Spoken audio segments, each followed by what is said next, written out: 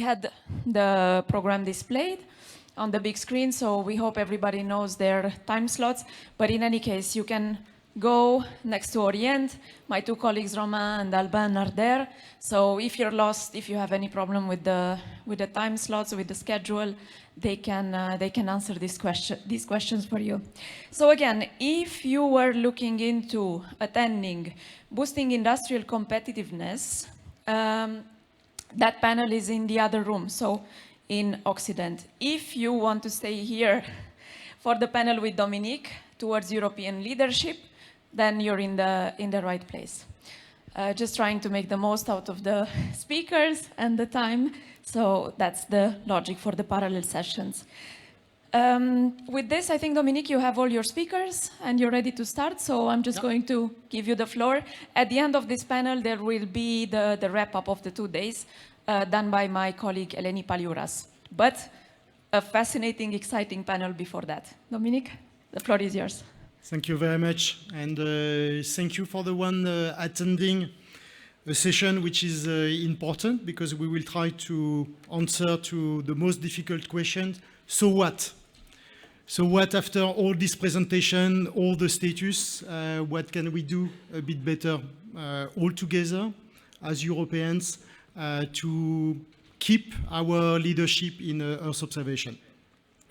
I would like to come back on some elements that strike me in the various presentations before, just to set the scene, before invited my panelists with me about the context and the mega trends, and probably some of the questions we need to answer.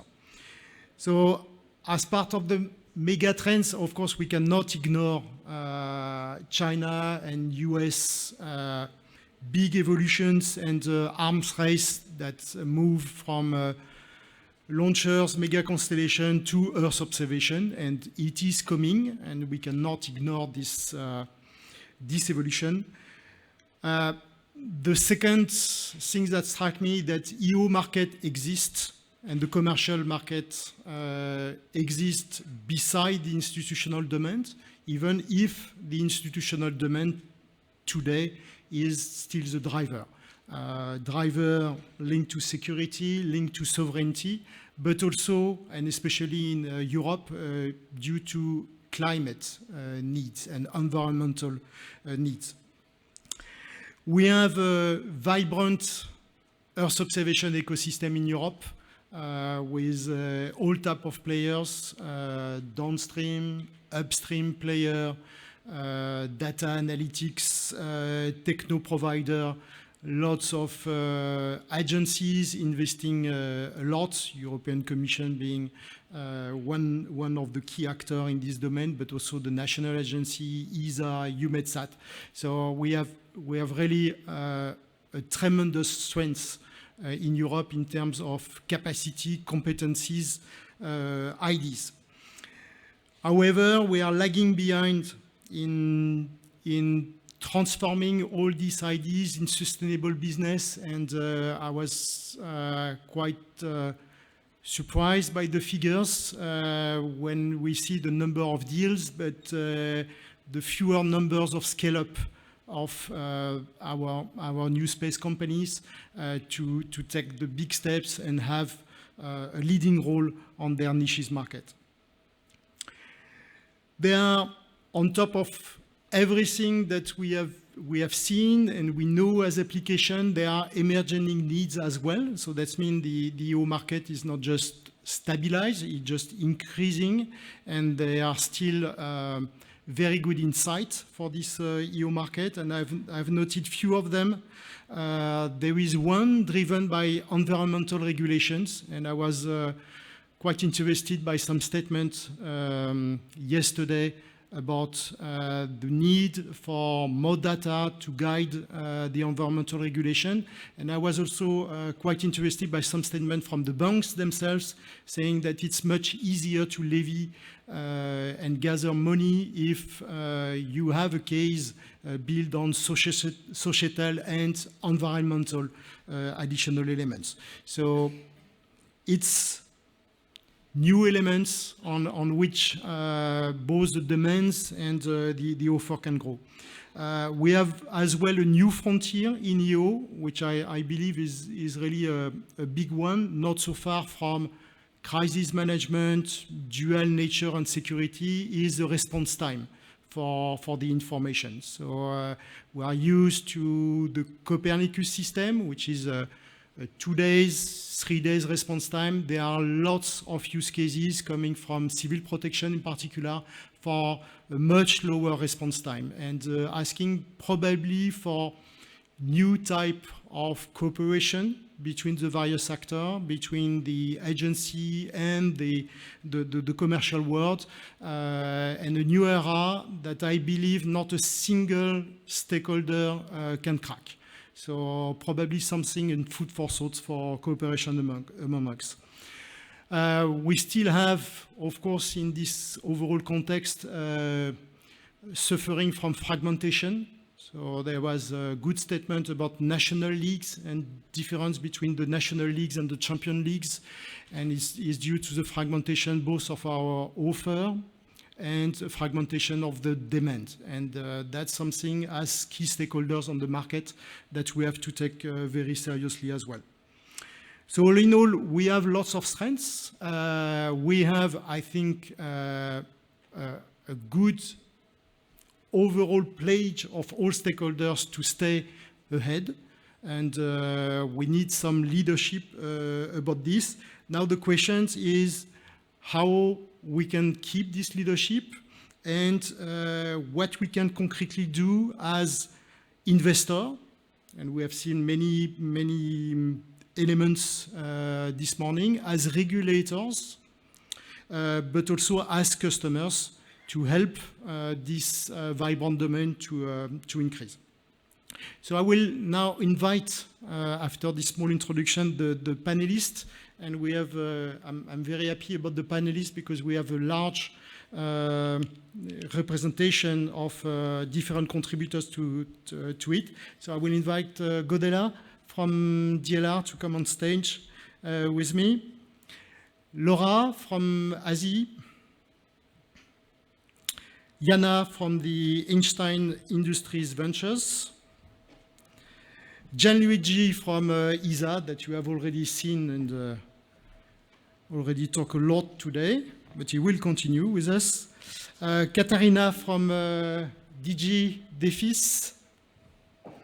Marcus from OHB, and Martin from Aurora Tech. We still have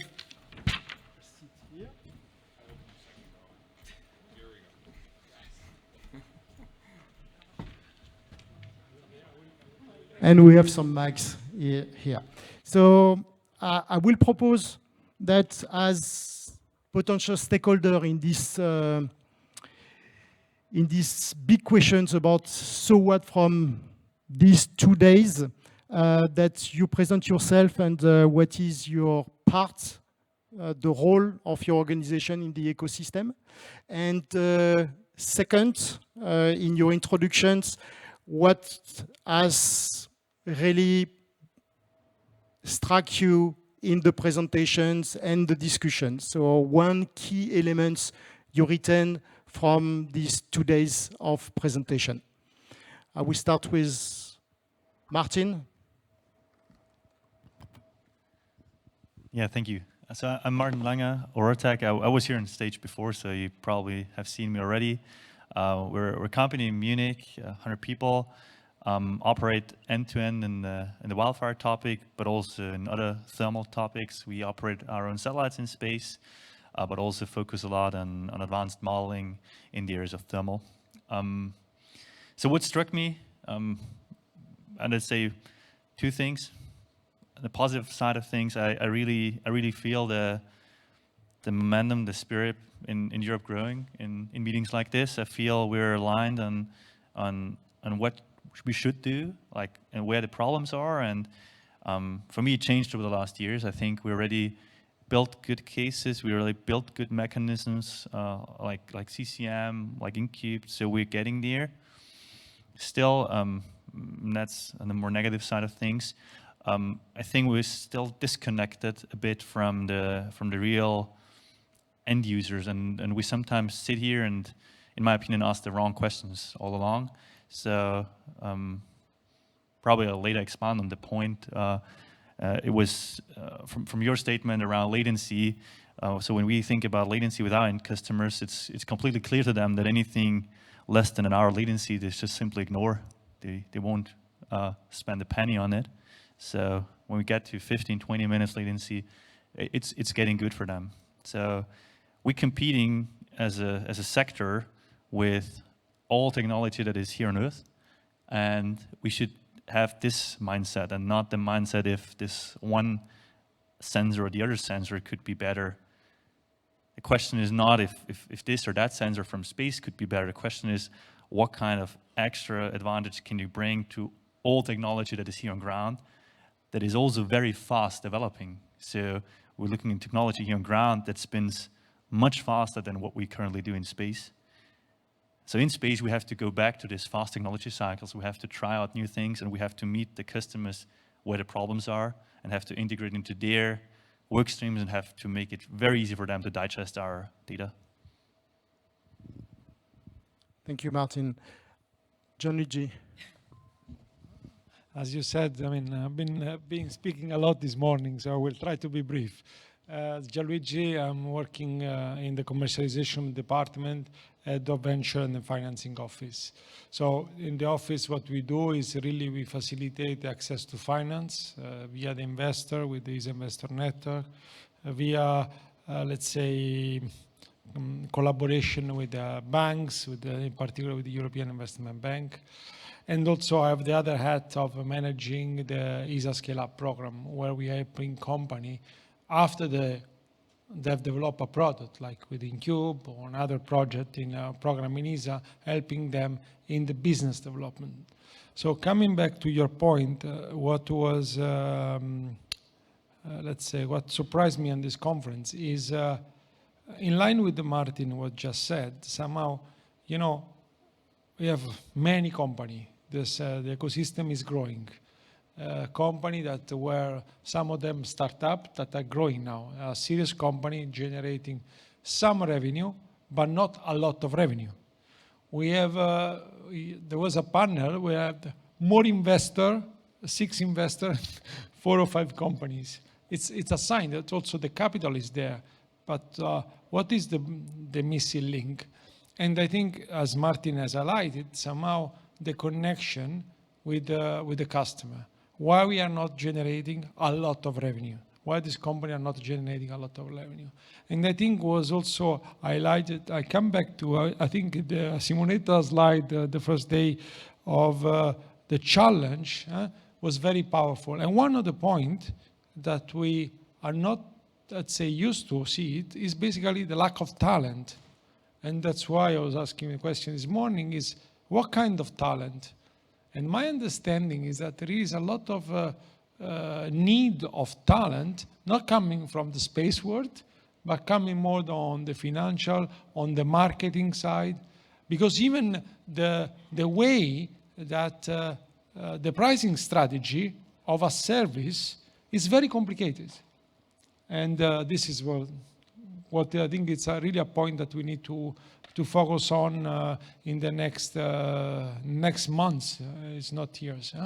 And really also on the concept of really what the institution, what we can do to not only develop new infrastructure, even new company, but what we can do to put in place mechanisms to develop a market. Thank you. We will come back on some of these elements in the discussion. Jana. Sure. And first of all, thank you for inviting me to this one. Much appreciated. It was a very good learning session for me as well in many ways. Jan Hecker, I'm an investor. I've started my career investing in liquid equities, and I've made my way all the way to sort of illiquid early stage, now venture capital, and arguably with new space, the very sort of, most futuristic part of this ecosystem of, how will the world look like in 10 years from now and 20 years from now. So with Einstein, we focus on investing into applications applications that are space enabled. So that's anything to do with, well, remote sensing, Earth observation, but also connectivity, to some extent also infrastructure. And what we are seeing, I can only echo what has been said by many of the panelists in the last 2 days, is this is a young and very nascent ecosystem still when it comes to investing and when it comes to, creating new products and solutions for the market. I mean, the market is just evolving. Putting things in perspective, I mean, if you think about how much, I think there was about 350 billion or so of venture capital deployed last year, and there was 10 billion going into new space. And in Europe, the numbers were like, 60 billion roughly, and 1 billion going into new space. So it's a big number, but it's a small number. And I personally believe there's a lot of momentum, and obviously as investors, as a platform, we believe that otherwise we wouldn't be playing this, but, just to also manage expectations, so to say, I mean, it is just starting, and yes, we've all been patient, but it's going, and I think we're doing the right things here in terms of getting together. And that's one of the takeaways for me from the last 2 days is ESA as a very critical facilitator and capacity builder here in this very ecosystem. And that's not just because obviously we can all learn from ESA, but also by bringing us together and, creating these various formats to engage the industry. And that's the other big point. Echoing what Martin and Gianluca have been saying, yes, it is about those people aren't in the room, but they aren't in the room yet, I would say. I would argue they're increasingly coming into the room. And when you look at yesterday's panel with, the various corporates represented, that was one of the most helpful ones for me as well, to see the specific use case and challenges around them. We will see more of that and more, and it's a part of making it happen, but it will come, it must come. And that's what I'm also observing when I speak to, young companies raising capital. They're out there to the extent how they engage with which type of customers in which countries and areas and regions. I mean, and yes, we can talk about the US, and we probably will talk about the US in a little while, but that's the two main observations. Maybe on the downside, this is a very European conversation still in the room. And I think that's probably the biggest weakness overall. And we had obviously a speaker from NASA, but there's no commercial US people in the room. I mean, I'm sure you're inviting them. Maybe they don't bother, which is also a signal. But fundamentally, I think that once we see them coming and once they're in the room, we know we've made it. I think that's my point of view. Thank you. Start. Please.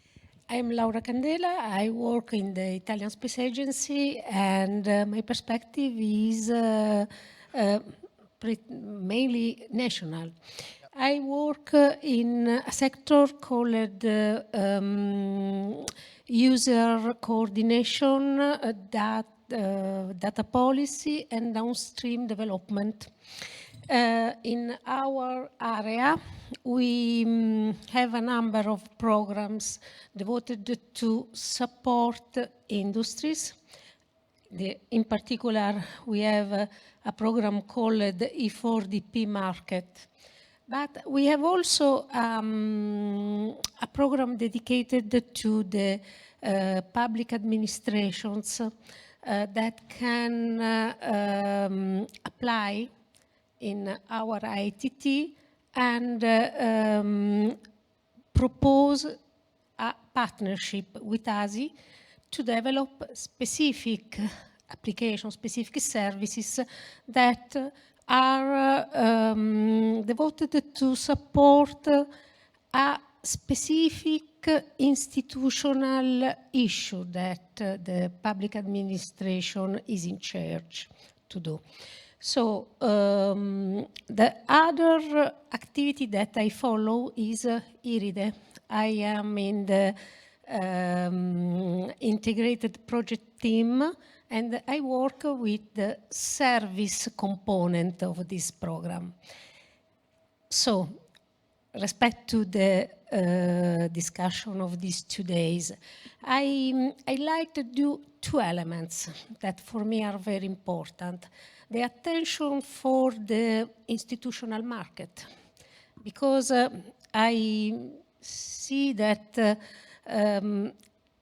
everywhere this element has been considered as a critical element. The stakeholder, the final user, the buyer, the anchor tenancy of the public administration is considered very important to develop the sector of the downstream services. And the other element is our role as agencies in preparing the downstream. So the importance that is recognized In our founding, respect to the research and development of pilot projects or demonstrator, this is a critical element also, because to have a real demonstrator, it's important that all the elements of the service value chain can perform as pre-operational elements, because the final users has to be convinced that our service is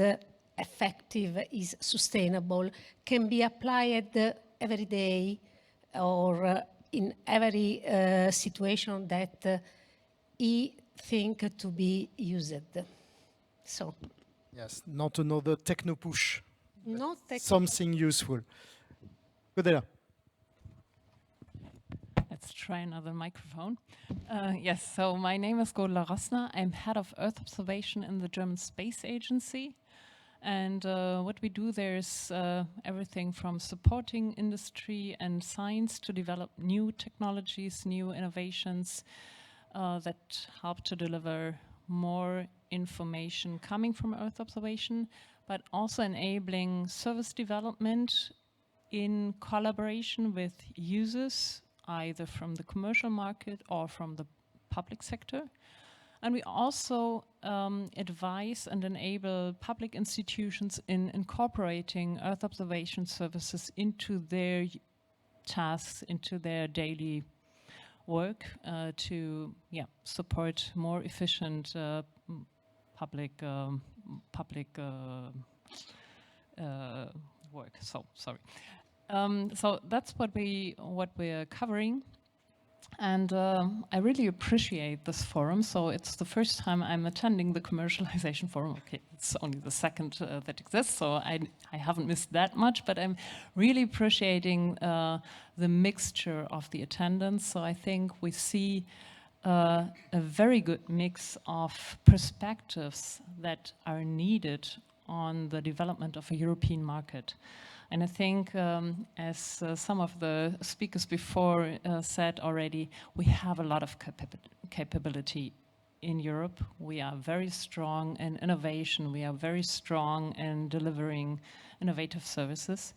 But it's the missing link really to a sustainable market. And it needs financing. It needs a good understanding of what are clever regulations to enable this, and how should mechanisms work to really build a strong market. And I think therefore such a forum where all of these institutions come together is really important, that we sit together, that we understand each other, how should the different links that we have, the ends of the stories, should be put together, entangled, to give more momentum to the development. So that's really fascinating to see. I think we have it. We just need to work on it. We need to work on it more in a more systematic manner. Because, I mean, what really struck me was the missing market from Simonetta's presentation, but also to see the difference in investment compared to other international markets, specifically the US and Chinese market. So if we really want to have European independence on these in the area of Earth observation, which we understand is key to tackle the challenges we are facing. If we want to be independent on this key information source, we have to think of the European Earth observation as an ecosystem that has to bring all together, not only the development, but also the market, and we have to work it together. So I would hope that we find ways to really work on it systematically, including all the institutions. I think the European institutions are key. They should think of themselves as the backbone for the European market, because, I mean, if you think of commercial investments, the biggest market is still the public market. So if we want to have a sustainable development of Earth observation in Europe, that's the backbone, and we should work it from there and really think of it in the strategy of what do we need if we want to be still independent and at the top of the innovation in 2040. And if we think it from there, I think we get the momentum to do the right things and put it on the road. So that's my Thank you. on that. Marcus. Yeah, thanks for having me. Marcus Muller, so I'm in charge with my 3 other colleagues of running OHB, one of the large systems integrator for satellite in Europe. I think, first of all, I think it's really great that we're talking about leadership. I think it's the first time that I really heard that we have an ambition in Europe to, be leaders in a specific segment, and that in itself is a mind change. And I think we have every right to play when you see it from a technology perspective. We discussed it a couple of times over the last weeks in different forums. We do have the cutting edge technology. What I think is one of the issues that we're looking, through and almost every day, is we have created a couple of years ago a unit that's called OHB Digital, and it was to create the use cases with data from space. In general, I think there's just an adoption problem of data. We do have enough data. I don't think that we need to create any additional data to start a market. But we'll see a little bit the same situation that we've been experiencing in the early 2000s when, we forced through licensing the operators to invest in 3G and 4G, and I remember it very well because I did my PhD on it. We could not figure out how the investment that the operators had to do from a technology perspective, plus the license fee that they had to pay to the different member states in Europe specifically, would be able to make a dime back. And hence today, and it's very comparable to the space infrastructure that we need to put up there, right? It's heavy in CapEx. And I think it's interesting to see that, if you look through balance sheets of telecom operators today, put it as you wanted, they're somehow bankrupt. They went bankrupt, they merged, they have loads of tons that are leveraged because, we forced them to have a complete infrastructure out there, cover everyone, and we didn't have a killer application or several killer applications to load something on the system. Today we have them, we don't have to enumerate them. We all know what that is.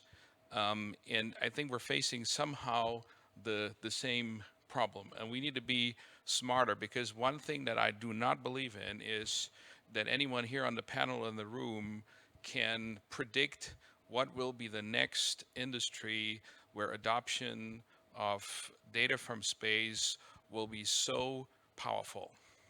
And hence the question is always, and we're always looking into the United States, and it's always this miracle of commerce that we look at.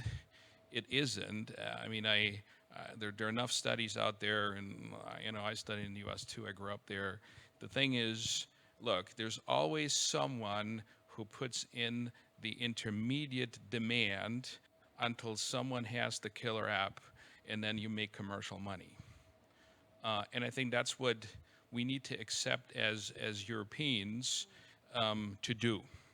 And my final comment on that one is, I know that, we've been potentially lured into this idea that because of the free money that was out there, a lot of money went into space, and we thought, well, we can all finance this privately. Guess what? Interest rates being back at 3.5%, 4%. Jana, you know much more about risk that you have to add on it. So you're north of 15%, that any investor will ask for, private investments into companies. That is something that's simply not feasible, in a market where money is no longer for free. And you know how money goes. Money goes into digital, then digital was over, it made money, then there was a lot of money at zero cost. Well, people figured out that space is a good thing, so we put a lot of money into space.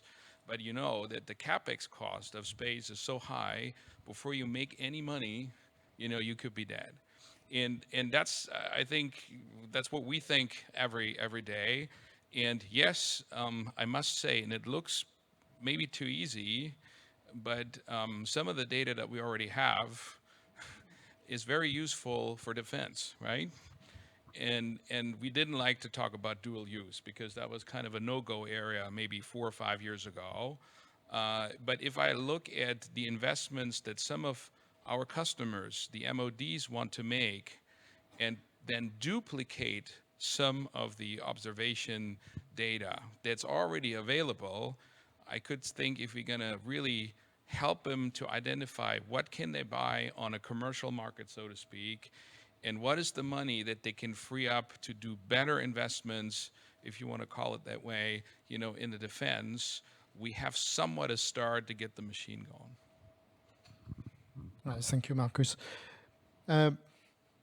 Let's conclude the first tour de table with DG Defis. Yes, thank you very much. I'm really impressed. I've been listening very carefully. So, yeah, Katarina Bams, I work for DG Defi, and we are in the Earth Observation Unit, and we are the program manager for Copernicus, the Earth Observation Program. I can only say that this commercialization event is extremely enriching. I listen. I'm still processing also, and this is the basis. I hear what Martin was saying, because you asked what was remarkable. The first thing, indeed, and I think also John Luigi, the link with the end user, the easiness for them, and we should put ourselves in his or her shoes, and it should be as easy as going into Excel and add a map chart and being able to connect to all data that is available. That's how easy it should be. And I think when I was 20 years ago, that was with Map Info, the icon. I don't know if you remember, there was a button there. It's still there, it's hidden. That's how easy it should be, because everybody uses Excel. That's the level. At the same time, what I heard in the corridor is for the companies, the startups, the scale-ups, the SMEs, they say it's difficult to find the right person in a company. A company can be so different. Do we talk first to the technical people or first to the financial people? And so they say we need some support on that also, so that we can make sure that our innovation is being commercialized. That's from innovation to commercialization. And I hear what Marcus was saying, and also Godelo was saying this. Alexander MacDonald was saying this. The easiness with which the USA, for example, is not risk averse. And to go for it, to set up an activity with a big budget, and to go for it. I'm not saying that we should touch the sentinels and the backbone. Hence again, this VHR constellation, the companionship, why not? We should maybe dare to look into that, but I also look at the financial institutions and the VC funds who are here. And please ask yourself the question, how risk averse are we? Because are we caging in our companies too much? Maybe we should give a bit more room. If you've seen the last SpaceX test, sorry, it failed, but it's failing forward. Nobody is saying anything about it. It's just, no, okay, next time it will be. And so this is a completely different mentality. And I think Marcus really said that. And the last thing, which is not being said, and I have to be very careful here. There was a guy, not to be misunderstood. We are listening carefully now. Not to be misunderstood. At one of the sessions this afternoon, there was a company, and they said, we did the other way around. This is about internationalization. We first went to the States, got our financing, and then we came back to Europe. And this is worrying, because we should be able to provide an ecosystem that our companies don't need to go to the States. Yes, we should make them so competitive that they go to the States, sorry for that, to get contracts there. But we should keep them European and be proud that they can go. And that's this internationalization subject. Yeah. Stop. Thanks. Thank you. That's a good entry point. I will come back to Martin because you have a real business case, real users. How do you approach the scaling up of your activities? What are your pains and how can we help you? There are multiple things. So again, I think we can be also proud of what we built in Europe. We can be proud of what we built with Copernicus. I'm proud to be European when I talk to people about Copernicus. It's a world-class system. It's nowhere else to be seen. And at the same time, there is a delicate balance in between what private companies should offer, complementary to what Copernicus does, and what Copernicus should do or is doing itself. And this delicate balance, we're not only facing that in institutional customers, we're also facing that in the private market when we talk to any kind of client, when you insert yourself, and I totally align with the where do you insert yourself, what is the person doing on the other side? It's a huge topic, even for us still. And I align with you on that point that there is a lot of talent needed to find the right spot. But if you go in there and if you manage discussions in a way that you're suddenly replacing a job inside this organization, you're gonna not find a business partner. And in the same way with our institutional customers, when we talk to Copernicus services, when we talk to institutional customers and suddenly there's a feeling that we're replacing stuff that they're doing anyways, that's an issue. So we're seen as a replacement for stuff that anyway exists in a good or in a bad way. And we sometimes have this not invented here problem when it comes to institutions. So, I mean, we on the fire topic, we're dealing with the end users. So we know a ton of stuff, how the end users think about systems that are out there. And if you look at FIS, there's a reason why end users are not using it, honestly. And there is a reason why other users are using it. And there is a reason why users come to our system and use it. It's different approaches, and this balance, we have to be aware of that, because we have a very strong, let's say, technology base, very strong base of people that do solid science and solid technology inside ESA, inside the EU, and that's good. But we also have strong industry that should also be able to cover at least some of the gaps that are there. And this is the balance we're facing when we scale. And to look into the future, I see a future where, for example, ESA has this almost two sides of doing business. On the one side, for me, ESA is this organization that has world-class science, world-class technology, doing these large-scale missions that no one else can do.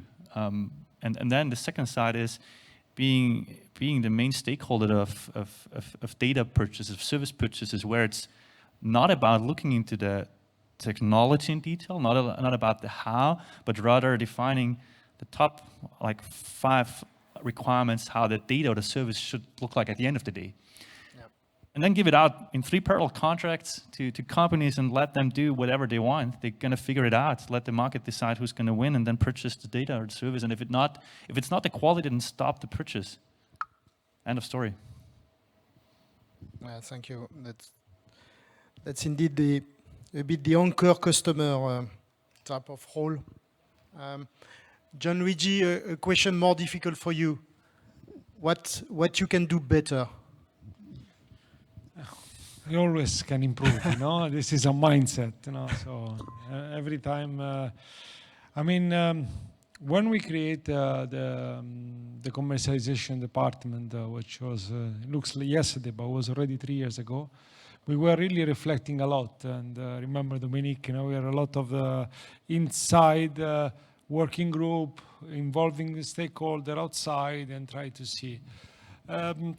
So let's say that, you know, today this point was touched, that the fragmentation of the market that you just mentioned, it's complicated. If I'm in the shoes of, if I put my shoes of a company, there are so many opportunities, but it's so complicated, so diverse, you know. So what we are trying to do also with the friend and the fees, also with the framework Cassini, really try to join forces, we had many seminars, try to understand, okay, how we can help company, how we can, facilitate the journey of the company. One of the slides that I created 3 years ago was about Constellar. I don't know if Marius is here, but this was for me very eye-opening because they were an ESA BIC from 2022. Then after the incubation, they moved to Incube. Excellent. They are part now of the Copernicus contributing mission, where ESA is buying via the commission via ESA is buying the data.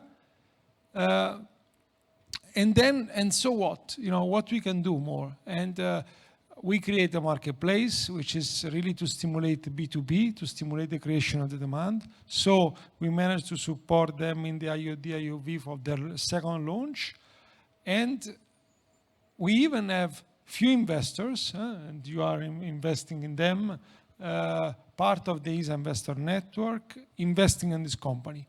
However, in this slide, everything works fine, but I can imagine that the company had a lot of trouble to move from the different funding scheme.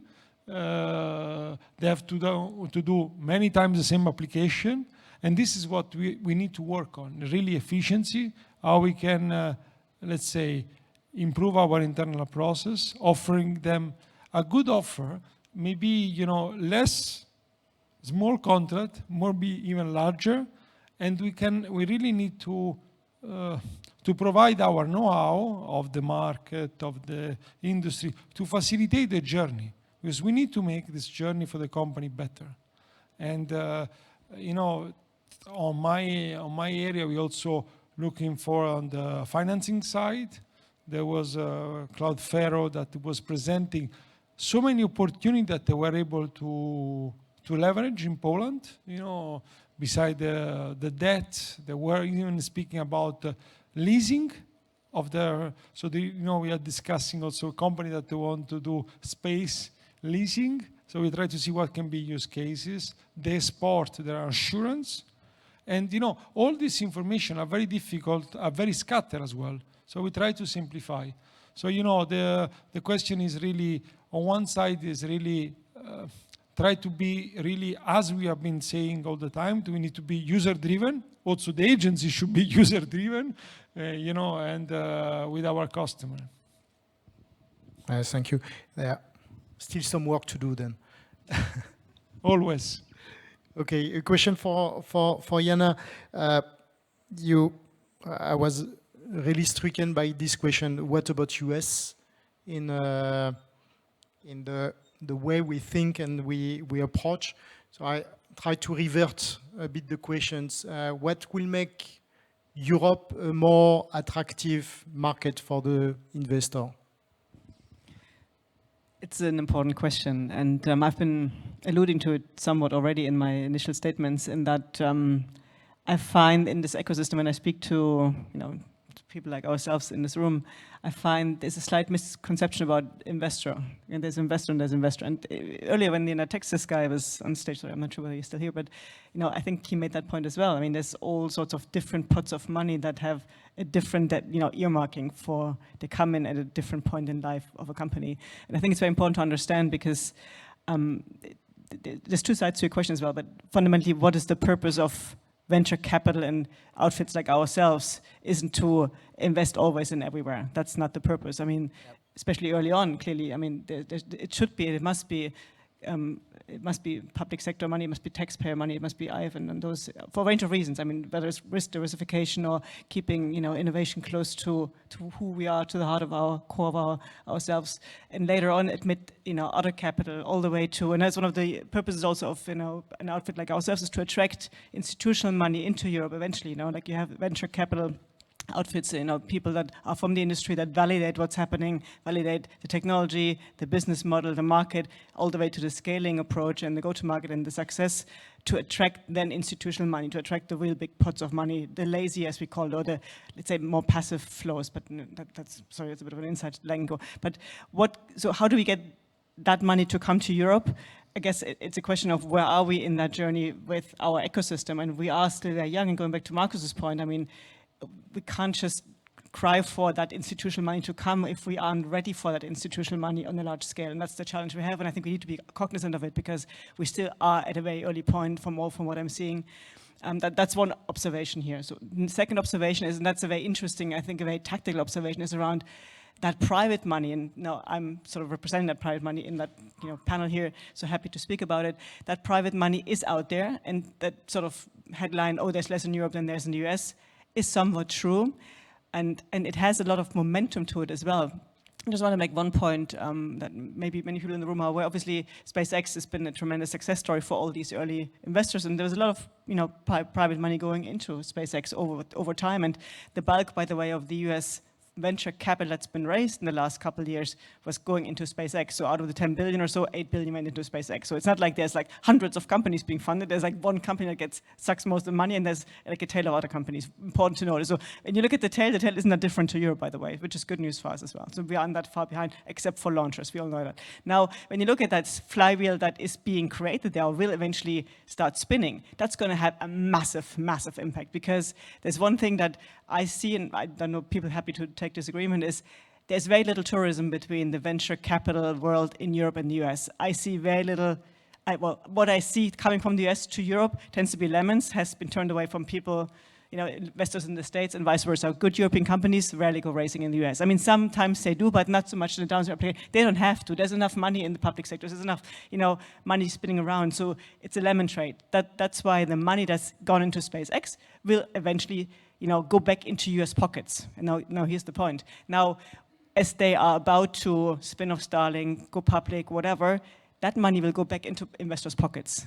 And that's going to unleash a flood, a tsunami of investment going into new space as well, into venture, but also into new space. And that's going to go into US in venture. And that's dangerous, because that tsunami is going to fund and lift the boat up of all these downstreamers and infrastructure people, and that's something I'm worried about. And that boat, that tsunami isn't that far away anymore. I think it's in 24 months, maybe 36 months, but it's not 5 years away, this tsunami. And I'm seeing this and keep it in perspective. We're talking 1 billion invested in Europe, in upstream and downstream in total last year, roughly same number this year. That's nothing. When SpaceX starts distributing, because they've spun off Starlink. I mean, we're talking about 100, 200. Someone was ringing me last week saying, oh, it's worth 250 billion, Starlink alone. We spin it off like this, it's going to IPO. And then those proceeds will sit in SpaceX. And a large part of that will go back to investors for all the obvious reasons. And we're talking 100 times of what was being invested in Europe. And that's going to make a massive, big impact in the US ecosystem. That's what I'm scared of. Not really scared of, but we should be considerate. I'm not scared. I'm a venture investor. It's good to be aware of the sweat to survive. Question for you, Laura. You were talking about a very nice scheme to have a better adoption from the Italian administration of the space data. Could you talk a little bit about us, how easy or very difficult it is to make the administration much more data knowledgeable, and what they can do about space and how to use space every day as an actionable information? Yes, we have two different kind of experience about the link with the final users. The first one is with a national administration, like, for example, the Italian Civil Protection. In this case, we have worked together for more or less 20 years And Italian civil protection is a big user of Copernicus services. And we have Cosmos SkyMed, SAR mission that is operational and that is very useful to support on-demand services. In fact, is one of the contributing missions in Copernicus. And during the years, we have developed, together with the civil protection, before some pilot projects, and then we have supported and we support civil protection in responding to the events, to the emergency. On the other hand, we are working in these last 2-3 years with the local institution. Yep. In this case, the perspective change. Sometimes they know, and they know well, Copernicus. So it's very important for us to act in harmonized way with Copernicus.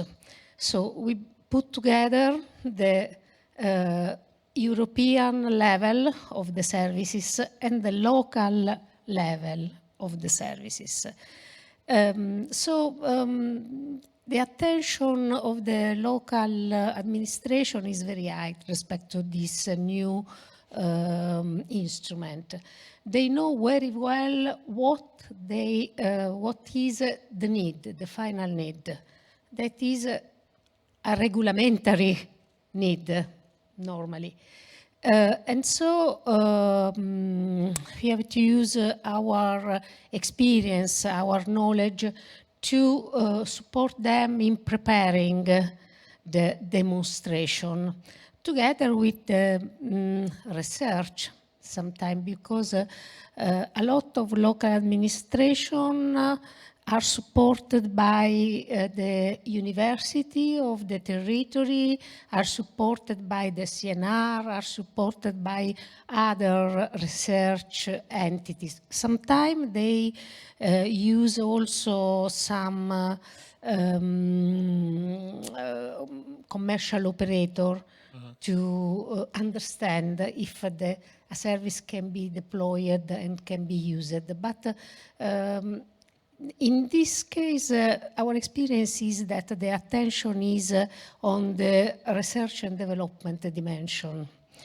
I know that their knowledge of the need is very clear.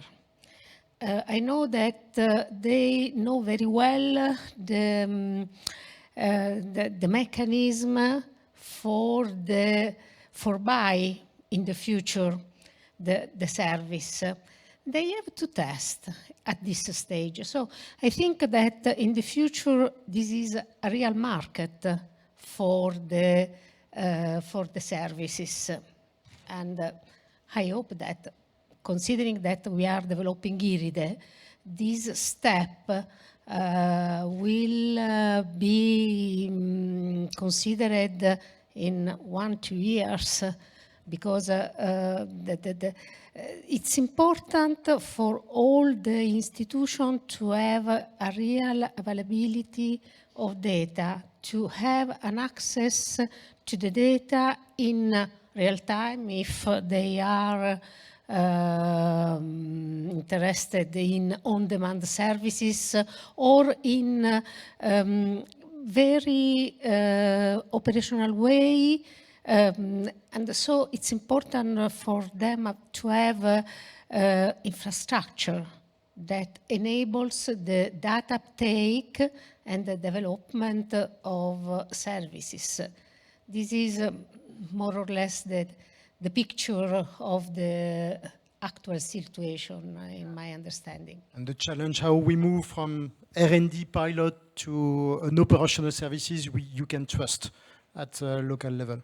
Yes, Yep. yes. They are ready to use operationally the Earth observation services in their normal work. Yeah. And that's definitely part of our role to create this demand from the local level that will create the market then afterwards. Yes, we support the creation of the market, Yes. because we can only demonstrate the capabilities of the Earth observation instruments. We cannot make action directed to, for example, federate demand side, or we work in the middle. The TLR of these services is medium height. Is not, our action is not directly linked to the market, to the Yes. business case, and so on. This is left to the industry. And we are back to this issue of connected the dots Yes. between everything that we are doing. Godela, a very easy question for you. Because you are part both of the national sphere and the international sphere, so with Europe and Europe level. How do you see the articulation of our actions at national level and ESA or Commission level? Where are the pains where we could be a bit better together? So thank you for the question. I don't know if it's that easy, but I was just thinking when Laura expanded on the local level of demand, it shows how fragmented the demand is and where it is. So it's on all levels. We need Earth observation information, geo-information on all levels for all different kinds of applications and questions. So it's important to put all this together, to bring the users and helping them to onboard or implement Earth observation. It's really important. But I mean, this, how do you say, grassroots work will not create the big market, the ecosystem. And if we really want to have this ecosystem in a sustainable manner, I really like what Catherine said. We have to think about our mindset. So what do we have in mind to create this ecosystem, and take it from there, and also think and reflect on our risk aversion, because we know it's new technology, it's innovation. We should get prepared now for the information needs we have in the future, and we are facing big challenges. So we need to get prepared, and we should already prepare the services in a collaborative manner. I think we all have to sit together. And now we come back to, there's so different people then that are making the decisions, and it's sometimes very difficult to find the right person that can work on that. Yes. So maybe to have this vision of an ecosystem that is really working and have the right mindset everywhere where decisions are taken, maybe we can set up something like a tiger team out of this forum that is really working on what do we need to do to drive all our elements in the right direction to have this big European market that is the backbone for our commercial investments and initiatives, and really to look, not to only look for the next 3 or 5 years or the next ministerial. I mean, that's far too short. The competition is there. So we need to think in the long term, and we need to have the flexibility. So we need to maybe take some more risks, and maybe need to change some of our mindset to really work together with this vision. And then I think, we have all the elements. We just need to do it. Yes, if we want to stay leader, we need a strategy, and a strategy cannot be just a plan for next year. That's definitely true. And we need strategists as well. So back to Marcus for that. If you have a wish for ESA and the European Commission to work better together or more efficiently with regard to the emergence of EU commercial market? What will be your key wishes? In less than 2 hours. No, sure. You know, I'm not so sure that actually it is up to ESA and the EU to help create that market. See, look, I think there's maybe one thing that people are not so much aware of is the assets that, you know, the EU and ESA have created and that are ready for use. And I think it's always interesting, you know, when you talk about space to people that are non-space, everyone can quote Starlink, no one can quote Copernicus. And, you know, in a very similar scale and different application, it's certainly a very impressive constellation that's out there. Then comes Galileo, that's already for the really, you know, people that are space nerds. So I think it is absolutely important that we show to the commercial sector, not only defense, so we're public. I think it's really the commercial sector, what you can do with data that is already available, okay?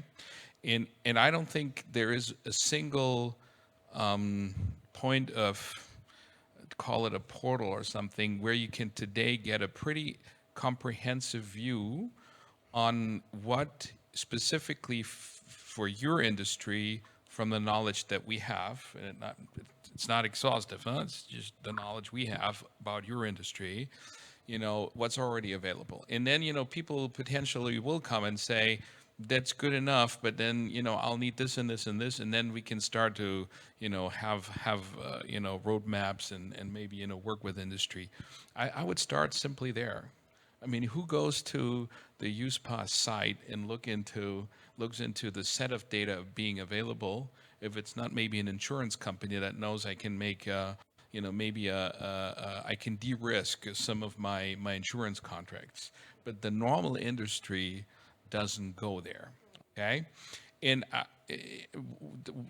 think there's an interesting litmus test in the industry, which I think is fascinating. Where are the consultants that we typically see that go around all these industry and talk about, well, you should do, you know, e-commerce, you should do digitization, you should do this, you should do that.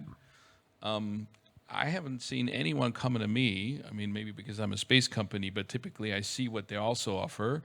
I've never seen that someone goes, yeah, what is your space strategy? Or in your data strategy, you know, how do you use data from space to make your operations better? That's simply not there. And if consultants are not having a, you know, what is it called that they have? It's kind of a discovery package for 50K for a company. You know, what could you do? How to generate a business case? Then I think we're really far away of applying space data to the regular industries that are out there. And I think it starts with that education. Maybe the other thing is also on the EU side, and then I stop there, is some industries need to be forced to move, okay? Because, you know, when you're running a company, it's fantastic to sit on your profit margins and ride it out until the very end, because you have shareholders, okay? Sometimes your shareholders are pension funds. I mean, it's not only, you know, people that take money out of the company, it's people, you know, that have bet, you know, some of their pensions on it. So what you want to do is, you know, you ride out a market that you're in, and you know, I think automotive is an interesting example because we're thinking a lot about this one. It's very hard to convince the automobile industry to say, well, why aren't you investing in a constellation for services, for autonomous driving, okay? Because actually that is where your future is. I mean, we don't have to think 3 times about what's going to happen. Specifically, if you are in Germany and you are a country that sits in the middle, in the heart of Europe, and you have a couple of logistic challenges to solve, because everyone is going through your country, north, south, west, east, okay? Plus now comes, you know, the eastern border, a conflict that we have, so military will move through a country too, or goods. So I don't know why, you know, the industry doesn't say, look, I'll build a constellation, I offer the services, and I move people and goods much more efficiency because, you know, selling a car today will not be a future model. It isn't happening. We tried it a couple of times, huh? We just had one startup that we had to, well, let go, you know, for bankruptcy, because the market is simply not there yet. We looked at an adjacent market to, you know, put the money there. It's not there yet. But I think the EU can help even to say, look, if you don't force yourself in it, which is normal because you write out your margins, then, you know, we start to create, based on what we see, you know, an asset that you will be using in the future. And I think navigation is an interesting, you know, autonomous driving is a very interesting topic that we haven't tapped into, and we know it will come. Thank you. So that's very concrete idea. I will go for the consultancy. I will open my own company. That's for sure. So let's conclude with you on the risk adverse, because that's a tough one. What can we afford to do with the Commission with a bit more risk that will bring value to this topic of EO commercialization? Much larger CCM missions. What could be some ideas there? Is that an easy question or a difficult? Yeah, that was part of my super easy questions. Yes. Easy going, all right. Thank you for the question. I speak with a disclaimer because, okay, we have a new commissioner coming in. Obviously, nobody is listening, so that's okay. No, obviously the Copernicus program continues. That's clear. It's about where will the focus be. We are now preparing the next regulation and linked to it the next multi-annual financial framework. And so when we say we're going to prepare the next regulation, that's where we can put some hooks in, where we can try to provide or make it easy to do less risk-averse investments, for example. That's one way of thinking. Because now, obviously, because we are using taxpayers' money, so we're very much monitored, and that's how it should be. I heard some companies, the solar companies, they were a bit flabbergasted about the amounts of money that we're talking about, and sometimes, for me, it's still a lot of money what we're talking about. If we talk about, I hear Alexander, for example, was saying 100 million euros. That's huge. It's still huge. And so for us, every euro, we really need to be very careful on how we spend the money, but we should also lead by example. Then if you talk about risk averse being, and this, but we're going to translate, that. What does it mean? We mean, let's give a chance for agile developments. Let's give a way to allow creativity to move forward. For example, if you have a companionship constellation, you work with satellites that last for 5 years. Every 5 years, you will be able, if you allow agile development, to get the latest technological developments inside. And so these are the elements what we're looking into. How can we prepare the next regulation and to facilitate that? But once again, and I say this is important not to touch on the backbone, of course, this is not. And actually, if you look in the category 1 of the Copernicus contributing missions, this is already where we had to take that hurdle of being less risk averse. When we first came up with saying we're going to foresee anchor customer contracts for companies who have no flying missions yet, I can tell you, it's not me only out, it's also Thomas Johnson from Cassini. We pushed that idea forward with the support of iHierarchy. We were told to be absolutely crazy, but that's okay. Now we're fine because we are where we are now. So, but to tell them, and this is because the Cassini and the commercialization, Jean-Luigi, sorry. You know what is out there, so it's a chicken and egg. Huh? So give them a chance.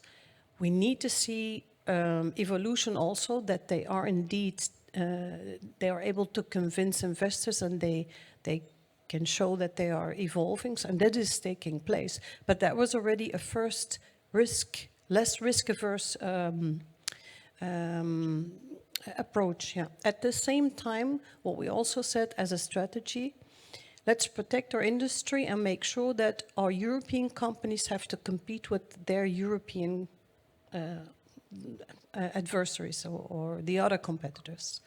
Let's not have non-European financed companies come in because they have it a bit easier. They have so much support.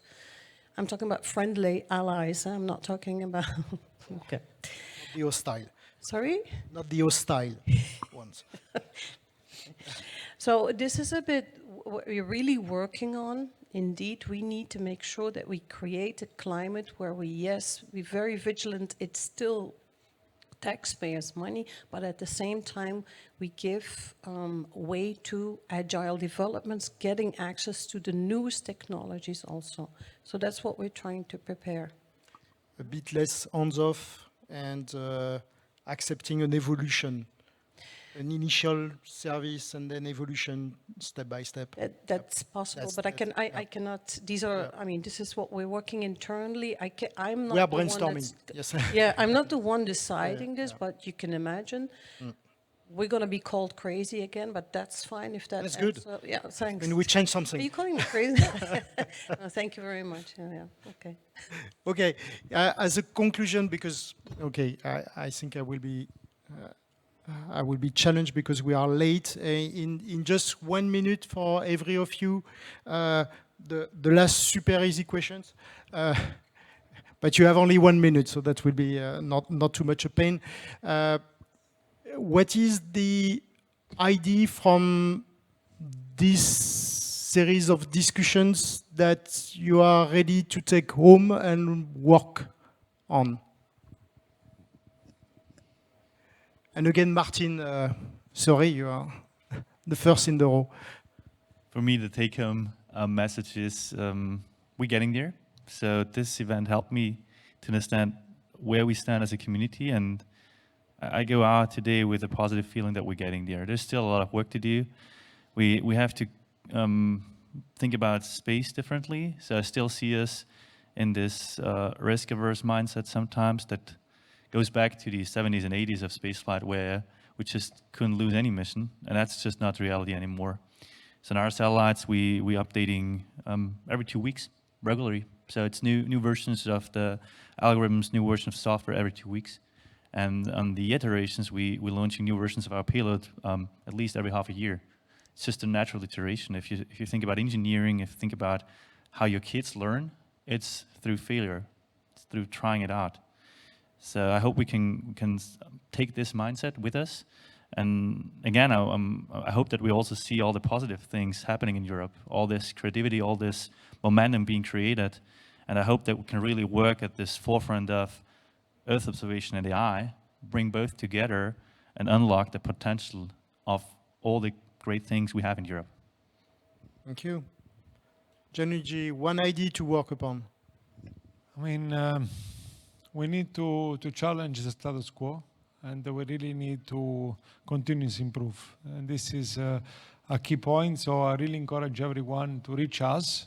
We are really here, and really, we were discussing yesterday at lunch, really happy to take any critics, but come also with some concrete proposal. It's how to move forward, because this is really, we are in the position we can make things happening with all the, you see everyone is here really to support the ecosystem, but we need to do this together. Feedback is a gift. Yeah, open doors, great. Yeah, maybe smaller panels, a little bit shorter.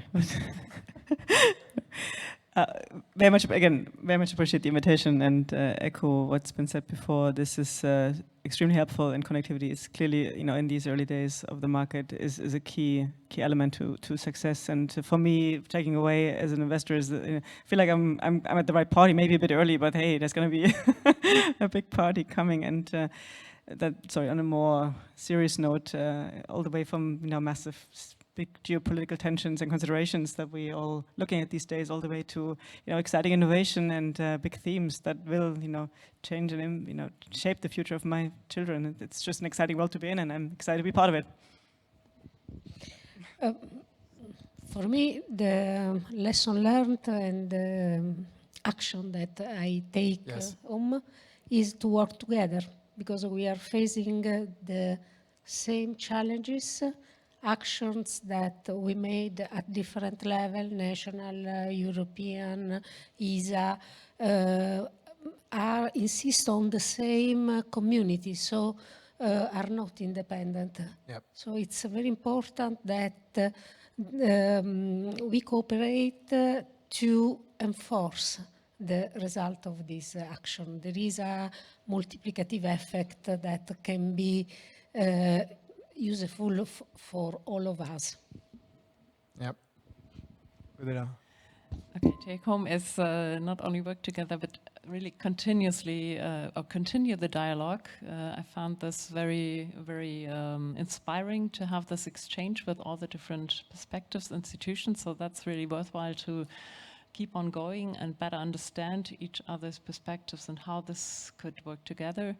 And coming back very shortly to the question of the last round. So, I mean, what we have on the what we see on the European level, we also have on the national level. We really have to bring all the stakeholders together and better understand how the regulations can be addressed by Earth observation. And so we have this, we need this continuous dialogue also on the national and local level. And then hopefully we can reconnect that with the European level, and then it can all grow together. So that's my take-home message. Very good one. Marcus, one takeaway for you. Yeah, I think we have to contribute to the transformation, and we have an opportunity that's huge in front of us. I think as a state or European institutions have to, for the people have to provide security, universal healthcare, but also help them with the transformation of the industries that create future wealth, okay? And it's not to make shareholders rich, it's that we have enough wealth to do the things, we want to do for all people. So, and I think that's where the institutions come in with a transformation plan. What industry potentially cannot do because they're too short-sighted because of the profitability things that they have to do. So, what I'm excited and I'm happy to work, and we'll make some very tangible proposals for the MK 2025 as a starting point, but also in light of the MFF, because I think we have to see that together. It's one investment stream is, what should be those transformations be? Discuss it also with the member states, and then really work on that execution so we anchor it into, well, also the budgets that we need to execute upon it. But I think that transformation piece is something that we'll have to work on, and there is a 5-year window to really lay the foundation. Katarina? Always difficult to be the last. Okay. The takeaway would be selling it by not focusing on it. And what I want to say is that, once again, let's have a look at the end user. Let's sell it as a package. The end user uses statistics, uses different pieces of information, and we're so focused on overwhelming them with saying Earth observation. Why don't we sell the package and use that as a way to get to them? And by the way, do you know that you're also using Earth observation? That I think that is going to work better than we're sometimes so focused. It scares, I think, the user. So like, okay, there must be something bizarre or weird, very difficult also. No, let's sell the package, all-in holiday package. And with this rich package of information pieces, and there's a lot of there, make the end user feel comfortable to use it. And at one point in time, they will go look for themselves to the most difficult Earth observation images. I'm sure about that. That's a bit the takeaway, I hope. Yeah. A bit less about the tool, but the what for. Yeah. Okay, thank you very much. And big applause for our panelists.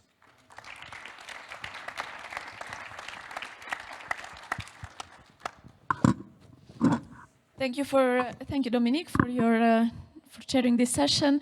And I think we're up next with our ESA colleague Eleni Paliouras, who was given mission impossible to summarize 2 days, including the informal, the networking, and the coffee break discussions into just under 15 minutes. So, Eleni, the floor is yours.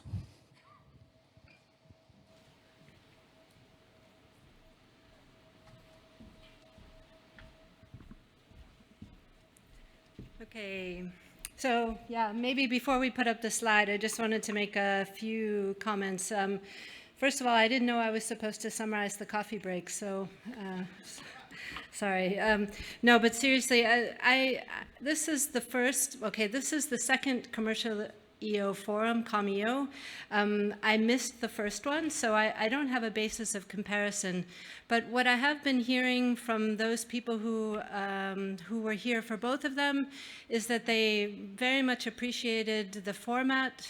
They very much appreciated the entire spectrum of the commercial Earth observation ecosystem that was invited and encouraged to participate in this ComEO forum. And I mean, I'm personally would like to thank my ESA colleagues who were responsible for putting this together. I think it was, for me, you know, in my role, sometimes I'm very bogged down in some aspects of the day-to-day workings of ESA that I don't get to interact and see and experience all of the things that we've done over the past couple of days. So I'd like to first give a round of applause to my colleagues who put this together and for all of you for coming. It was super interesting for me, and I hope that you also found it interesting. So indeed, I can't delay anymore. I have to try and tell you what some of the takeaways were for me. I mean, what we, you know, over the last 2 days, we've seen and heard a lot of information about the context in which we're all finding ourselves. I mean, obviously, the very first session yesterday was very much about the context, especially the institutional context. So just as a reminder, and I'm sorry, I'm going to have to look at the slide because we just finished these, so I didn't have time to review them. So, I mean, as regards the space economy, I mean, we're all, you know, looking at things from a European perspective, and something that kept coming up as we discussed the kind of space economy context was that, you know, we're looking at, you know, great competition. Even though Europe has a lot of assets, we're looking at a great competition from North America because of all of the financial support that the Earth observation sector in the US gets, but we also heard a lot about what is happening outside of North America and particularly in Asia. So, I mean, the space economy is also something where we see an increasing number of commercial actors, both in the large and the small. And this increasing number of actors in the Earth observation sector, of course, leads to a great amount of data that's available. And we are now seeing more and more operators coming in the downstream to take benefit of all of this data that is coming and being generated. We had some really interesting sessions on the private investment interest in space, both generally but focused on Earth observation. So I think that's a an encouraging trend that we're seeing, and I think many of you in the room with the people with the good ideas, you'll be able to be benefiting from that in the coming years. And then we see more and more applications of the Earth observation data, which is enabling both the B2B, but I think that's supposed to be B2G, I'm not sure, market. So the institutional demand, I mean, there's business-to-business demand, but also the institutional demand, as we've heard from the European Commission as well as some national governments, that demand is not showing any signs of leveling up. So we have now really an institutional market as well as the commercial market. In terms of the institutional actors that we heard over the last couple of days, we know that there's an increasing demand for Earth observation solutions. I mean, we, of course, how shall I say it? I mean, people who are already convinced of the use of Earth observation. So they were here preaching to the converted, but I think it's always important for us to be reminded of the solutions that Earth observation is seeing as offering.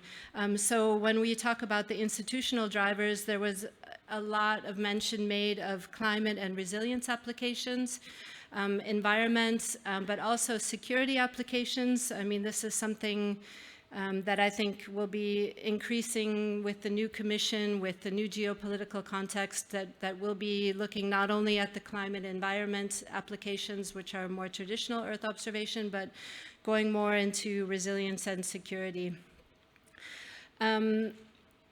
We are also seeing increasing creation of future markets based on regulatory requirements. And so this is where I think, you know, obviously the EU space program and Copernicus is really helping to foster, at least in the EU context, an increasing number of regulations where Earth observation is recognized as being a way to help develop those policies, but also helping us look at verifying them, and the closer working and partnership of ESA, EIB, different parts of the Commission, I mean, will really start being able to take advantage of the fact that institutional demand will be creating new markets. Of course, as I mentioned, Copernicus is really the backbone of this, and we see that Copernicus is offering something upon which we can have new layers of services being drawn. And also, I think, you know, the fact that we had a number of ESA directorates here represented and actively participating really shows that commercialization is an increasingly important, I mean, it's always been an aim of ESA, but it's playing an increasingly important role in the work that we do and in the way that we approach our programs. So speaking of that, when we also heard over the last few days different areas of institutional support which are offered by ESA. So I mean, I'm from the Earth Observation Directorate, so I'll begin with that one. So we have, you know, we had the Earth Observation Fee Lab, which was the first fee lab at ESA, and it's really shown how we can bring together the capabilities and the capacities that we have in-house at ESA, along with bringing in scientists and engineers and entrepreneurs from outside to really push the envelope on what Earth observation can do now and should be doing in the future. We also have our program, so InCubed. We've been hearing a lot about the successes of InCubed and how much it has enabled and how much we are working to make sure that it continues to enable the commercial EO sector. We also heard today about Future EO, which is really the backbone of ESA's Earth observation program, which enables everything from the foundations through the building of the satellites and provision of data, all the way through the application areas, such as Earth Action. We also heard about Digital Twin Earth. We had some great information provided to us on the third-party missions. And also, we can't forget the ESA's work on the Copernicus space component. And then I was super happy to see such a good interventions from, well, and cooperation and really Zusammenarbeit, oh God. How much help? yeah, working together with our CIC colleagues from the Commercialization, Industrial Policy and Competitiveness. I mean, they have obviously set themselves up over the last years and really trying to focus on making ESA able to support the commercialization and competitiveness of the space sector. And we're working together very closely and very hard to make sure that Earth observation benefits from all of the efforts that they do on their investor network, on the downstream gateway, as well as some of the more programmatic elements that they have, which includes BAS right now, but also access in the future.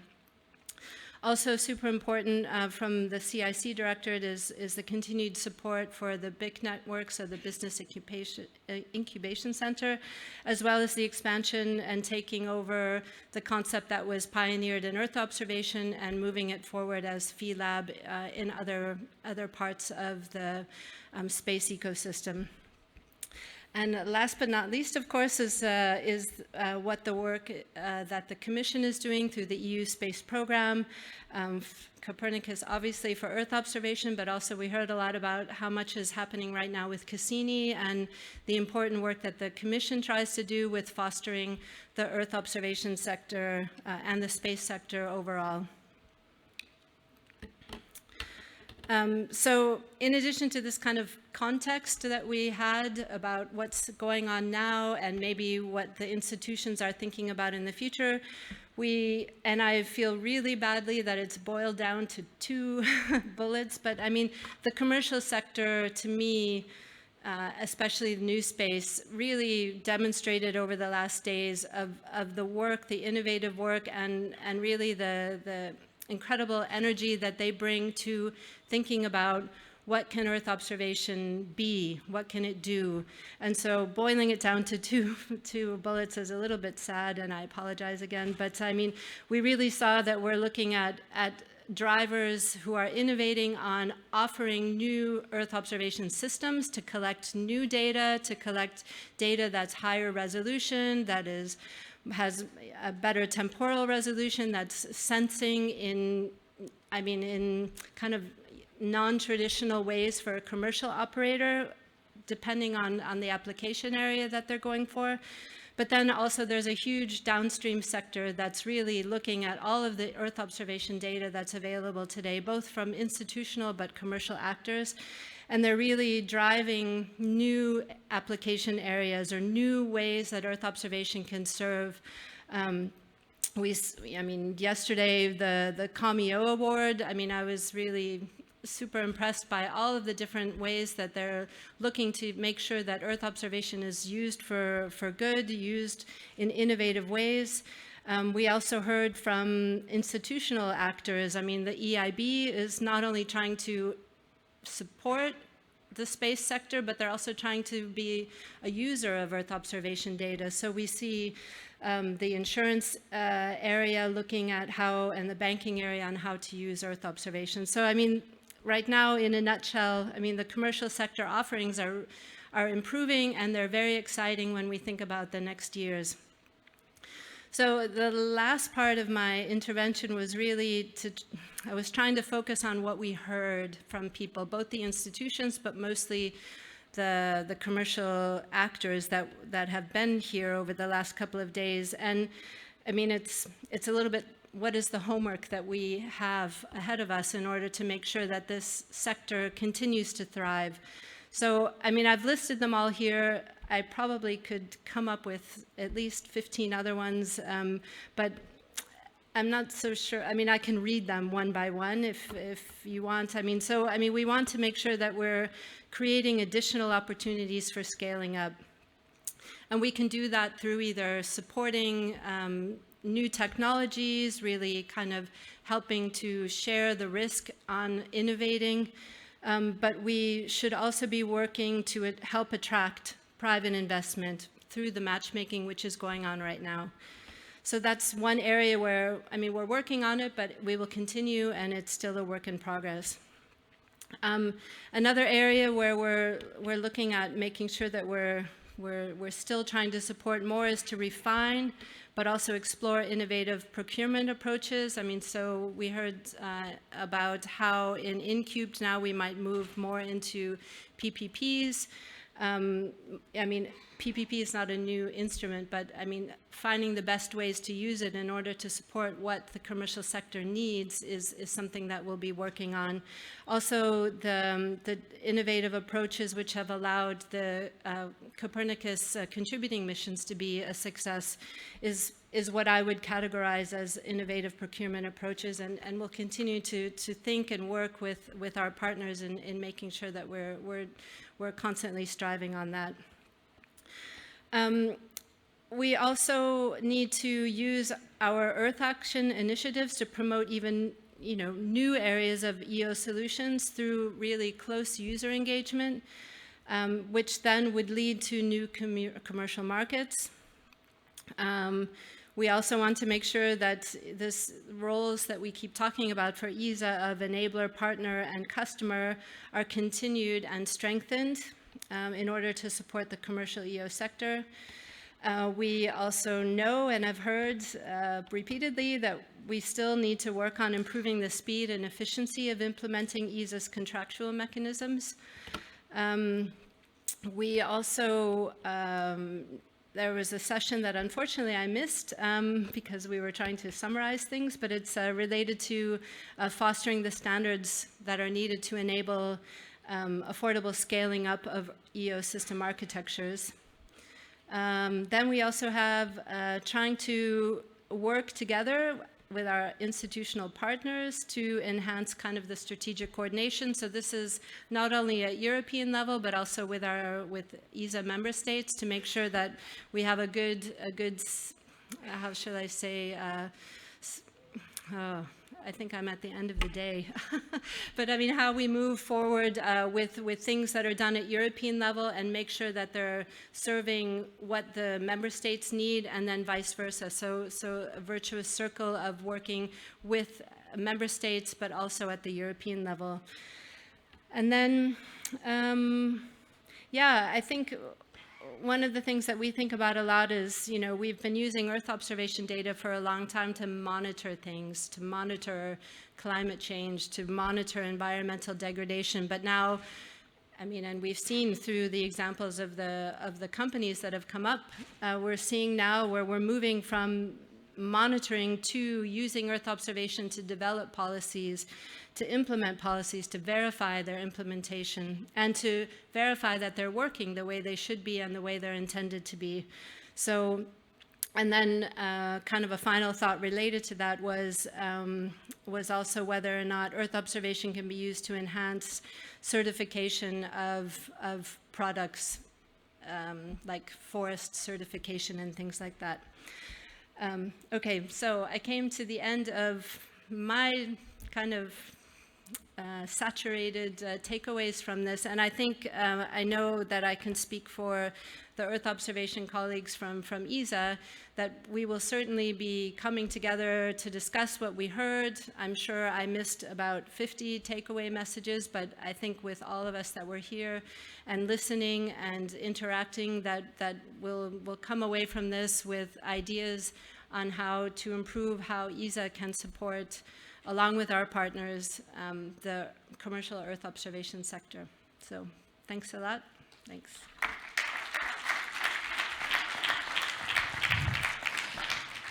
Thanks a lot, Eleni, and that concludes our event. The matchmaking sessions are actually still ongoing, so they will be going on until slightly after 5 o'clock for those of you that have booked them.